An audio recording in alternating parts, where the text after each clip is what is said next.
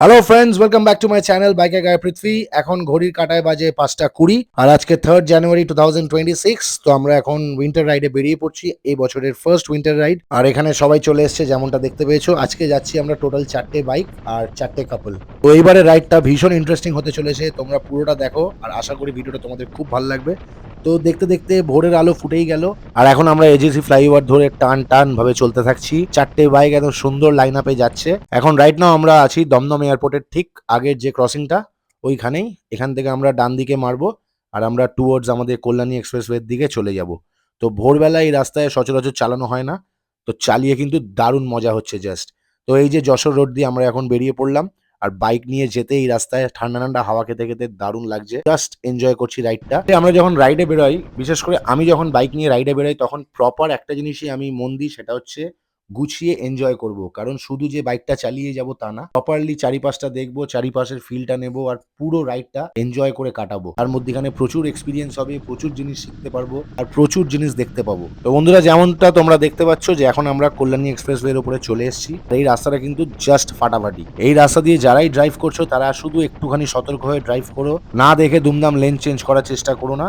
বাকি তোমরা কিন্তু এই রাস্তায় যখন রাইড করবে বা ড্রাইভ করবে, তোমরা কিন্তু দারুণ এনজয় করবে।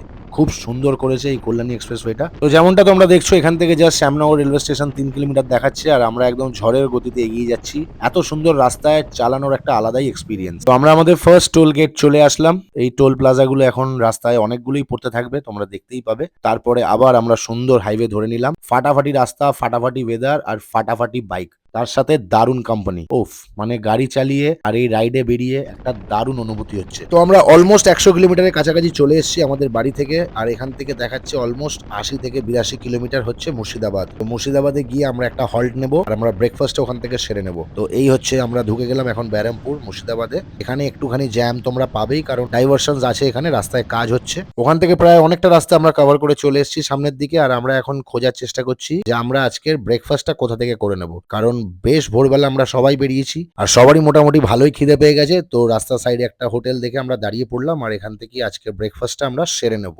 রাইড যতটাই না হোক না কেন আর যত কিলোমিটারই হোক না কেন, ঠিক টাইম মতো খাবার আর টাইম মতো জল কিন্তু তোমরা সবাই খাবে, তাহলে দেখবে রাইডে অতটাও তোমাদের প্রবলেম হবে না। ঘড়ির কাঁটায় এখন বাজে অলমোস্ট 10:45, তো বেশ বেলা হয়ে গেছে। আর এদিকে ব্রেকফাস্টটাও টেবিলে আমাদের দিয়ে দিয়েছে। আমি নিয়েছিলাম পুরি আর সবজি। তারপরে ওখান থেকে বেরিয়েই প্রথম চলে গেলাম ফুয়েল আপ করার জন্য, কারণ তেল ছিল গাড়িতে, বেশ তেল ছিল। তাও একটুখানি ফুয়েল আপ করে নিলাম, কারণ সেই তো তেল ভরতেই হবে আর অনেকটাই রাস্তা যেতে হবে। তেল ভরে নিয়ে আমরা আবার এগিয়ে গেলাম আমাদের গন্তব্যের দিকে। দেখতে দেখতে আর একটা টোল ট্যাক্স চলে আসলো আর এখান থেকে আমরা বেরিয়ে পড়লাম সবাই মিলে। তো রাস্তায় এরকম যেতে যেতে অনেকগুলোই টোল ট্যাক্স তোমরা পাবে বন্ধুরা, বাট টু হুইলারে কিন্তু আমাদের টোল কিছুই দিতে হয় না, তোমরা যেমনটা জানো, কয়েকটা জায়গা ছাড়া। তো সেই জায়গাগুলো যখন যাবো তার আপডেটও দিয়ে দেবো তোমাদেরকে। আর তোমরা শিলিগুড়ি যাওয়ার সময় এই ব্রিজটা কিন্তু সবাই দেখেছো, যারা যারা মোটো ব্লগ দেখো শিলিগুড়ির। এটা হচ্ছে অইরন ব্রিজ। তো এই ব্রিজটা দিয়ে তোমরা যখনই বাইক নিয়ে যাবে তখন কিন্তু তোমাদের দারুণ একটা ফিল লাগবে। আর সব থেকে বড় ব্যাপার হচ্ছে, উইন্টারে যারা বাইক রাইড করে তারা যখন এরকম ভোর ভোর বেলায় অইরন ব্রিজের নিচ দিয়ে পাস করে, তাদের একটা আলাদাই ফিলিংস। জাস্ট যারা গেছো তারা কিন্তু অবশ্যই কমেন্ট বক্সে জানাও। তারপরে এই হাইওয়ের ওপর দিয়ে আমরা বেরোতে থাকলাম আর সত্যি কথা বলতে এরকম যেতে তোমরা দুপাশে প্রচুর ব্যারিকেডস দেখতে পাবে বন্ধুরা। এটা বেঙ্গল ছাড়া কোথাও নেই। আর এটা কেনই বা দেয় কেউ জানে না, আমি তো অ্যাটলিস্ট জানি না যে এটা দেওয়ার মানেটা কি। মানে যারা দেখতে পাবে যে সামনে ক্রসিং আছে তারা কিন্তু এমনি আসতে চালাবে, এটার জন্য আলাদা স্পেশাল কোনো কিছু কিন্তু স্পিড ব্রেক এই সেই কিচ্ছু লাগে না কাজে। একটা ফালতু জিনিস, যারা জানো তারা অবশ্যই কমেন্ট বক্সে জানাও। তো তারপরে চলে আসলাম আমরা আরেকটা টোল ট্যাক্সের সামনে, এটার ওপর দিয়ে আমরা এখন বেরিয়ে গেলাম। আর সত্যি কথা বলতে গেলে হাইওয়ের ওপরে তোমরা যখনই চালাবে তখন কিন্তু তোমরা একটুখানি দেখে শুনে চালাবে, কারণ এরকম ভুলভাল জিনিস প্রচুর দেখতে পাবে। দুম করে চোখের সামনে চলে আসবে, যেটা রাখার কোনো মানেই হয় না। এক তো কিছু পাবলিক যারা দুম করে চলে আসে, কোনো সেন্স নেই তাদেরকে সামলে উঠে হাইওয়েতে চালানো, তার উপরে এরকম কিছু জিনিস রেখে দেয় হাইওয়েতে কিছু কিছু লোকজন, যেগুলোর কোনো সেন্স নেই। মানে ওখানে রাখার কোনো কারণই নেই, কিছু বলার নেই জাস্ট। তো তোমরা যারাই চালাবে একটু সাবধানে চালিও, এটাই তোমাদের বলার। তো দেখতে দেখতে আমরা গাজলে চলে আসলাম এখন, আর গাজলের থেকেই আমরা আজকে লাঞ্চটা সেরে নেব।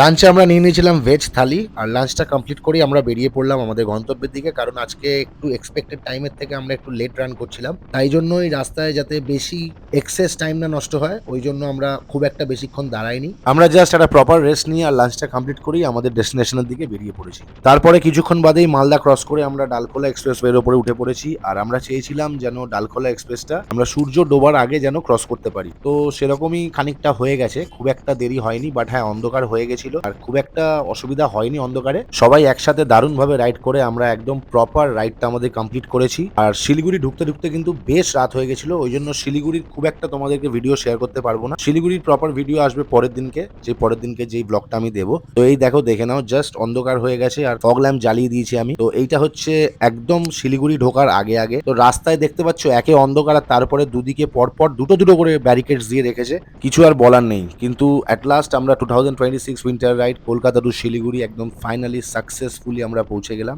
যেখানে আমরা 4টে বাইক টোটাল বেরিয়েছি বেহালা থেকে। আর 4জনের মধ্যে 2জন অলমোস্ট প্রথমবার যাচ্ছে, একজন তো যাচ্ছে ফার্স্ট টাইমই যাচ্ছে, আর একজন এর আগে একবারই গেছে। তো এরা দুজনই খুব ভালো পারফর্ম করেছে।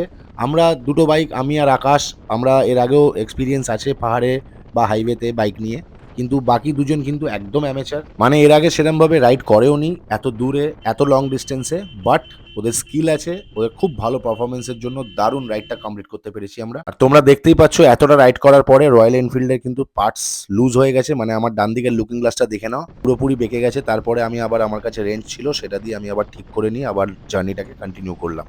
তো আমরা এখন মহানন্দা ব্যারেজ ক্রস করছি, আর মহানন্দা ব্যারেজ মানেই হচ্ছে আর 8 থেকে 10 কিলোমিটার বাকি শিলিগুড়ি শহর। আজকের ব্লগটা এই অবধি থাকলো। ব্লগটা যদি তোমাদের ভালো লাগে তাহলে অবশ্যই কিন্তু পেজটাকে ফলো করে দিও, আর ইউটিউব থেকে যারা দেখছো তারা কিন্তু চ্যানেলটাকে সাবস্ক্রাইব করে দিও। তো চলো বন্ধুরা, দেখা হচ্ছে তোমাদের সাথে নেক্সট ব্লগে।